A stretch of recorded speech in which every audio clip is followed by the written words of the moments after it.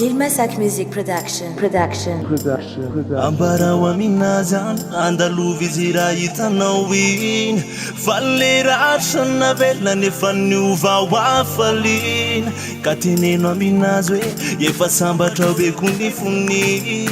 Ary efa elano efa tsy anitsony Alevi lamdamna nuanetsika Refa zefana be alo mitwangatsika Sisi nina zebiti Sora kwa no mitwa zezavabit Anarana fandre wazonti kwa tu Rani amtsika ruwa mitwa dinu Fafozi vunu Yangana neka fanbitiano manu Makaloma tagine Nyatono mbumarina Tena tufuka zao Fa Kanefa nombola mipetra kantrano kwe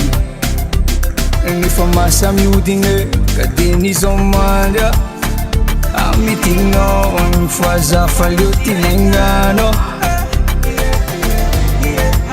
Komande milefanye Fazako fa efa ela nuliarici Komande milefanye Fazako fa efa ela nuliarici Alevi lamdamna nuanetsika Refa zefana be alo mitwangatsika Sisi nina zebiti Sora kwa no mitwa zezavabit Anarana fandre wazonti kwa tu Rani amtsika ruwa mitwa dinu Fafozi vunu Yangana neka fanbitiano manu Azumina tsinara tuka ilas Le fitiavako efa vokat tambina Adrizay Katoka unamu Nianu yande tikare Na yiverna mlana na yefanale Na maveda sima yijazade Tisitini famisa Ujawabi ila yandrirai Nasambara kibiri nindrai